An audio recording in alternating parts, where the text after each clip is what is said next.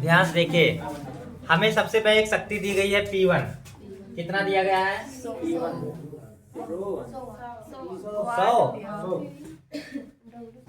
एक B1 दिया गया है कितना? 220।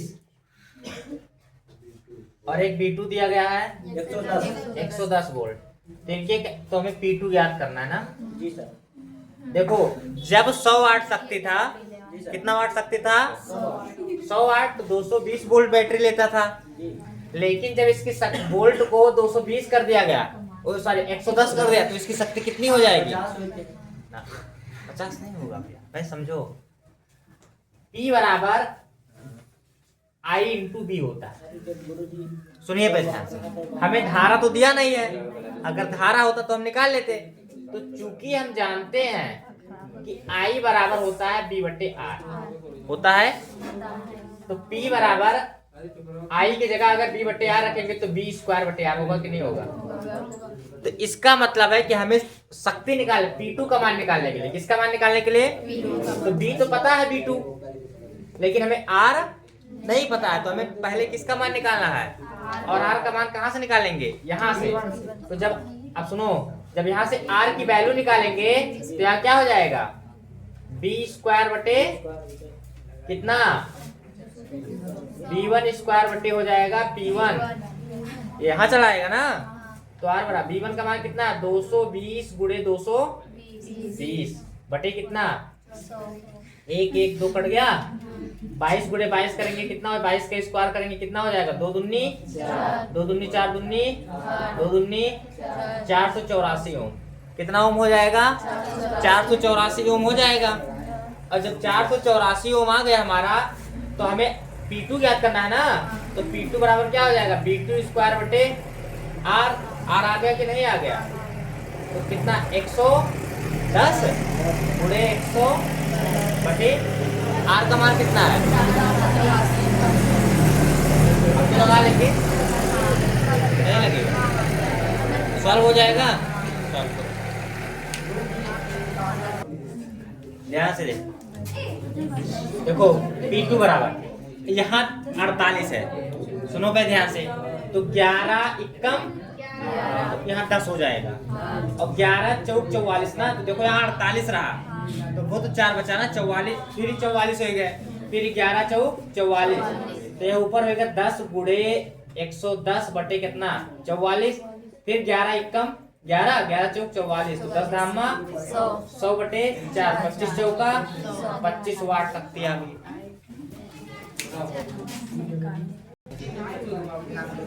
सुनो, बिंदु A व B के बीच तुल्य प्रतिरोध है, तो आप ध्यान दीजिए। A यहाँ है, ध्यान दो यहाँ पे साजिस्ता माना, देखो A यहाँ है, B यहाँ है।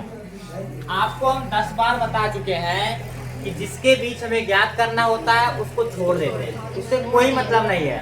अब आप ध्यान दीजिए, तो 2 ओम 1 ओम कौन क्रम में देखा है? श्रेणी। तो लिखेंगे 2 ओम व 1 ओम किस क्रम में है? श्रेणी। या आप चाहो तो इसका नाम दे सकते हो R1 R2 R3 R4 R5, लिख दें, समझ जाएंगे ना। तो R बराबर हो जाएगा 2 + 1, तो R बराबर कितना हो गया? अब ये 3 ओम जो आया है, ये 3 ओम आपका समांतर बन जाएगा। अरे जब इसको निकाल लेंगे तो एक इस तरह का बन जाएगा, तो दोनों अब समांतर हो जाएगा। तो लिखेंगे 3 ओम व किस क्रम में है?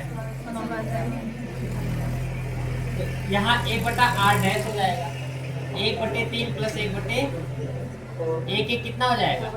2/3। तब R डैश का मान निकालेंगे 3/2।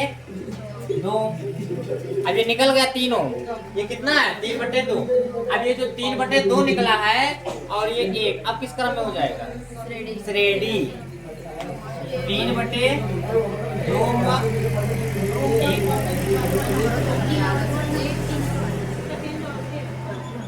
सुनिए, श्रेणी क्रम में होगा ना। अब देखो, तो R क्या हो जाएगा? डबल डैश बराबर 3/2 और प्लस 1, 2 एकम 2 3 5/2, अब 5/2 और 2 किस में हो जाएगा? समांतर में। 5/2 व 2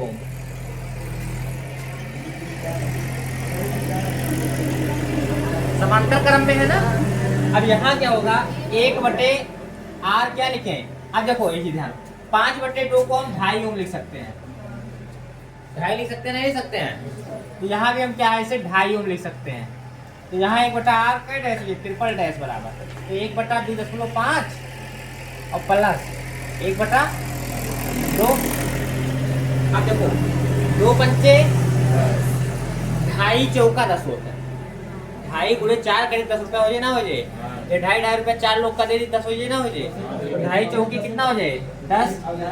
अब देखो 4 और 1 कितना हो गया? 4 एकम 4, 5 एकम 5, 9/8 ट्रिपल डैश बराबर कितना हो जाए? ये किसके बीच आ गया? किसके बीच आया है? लिख लेंगे ए व बी के बीच तुल्य प्रतिरोध। अब किसके बीच निकालना है? ध्यान दो, किसके बीच? ए सी। अब कैसे निकालेंगे? आप कर सकते हो।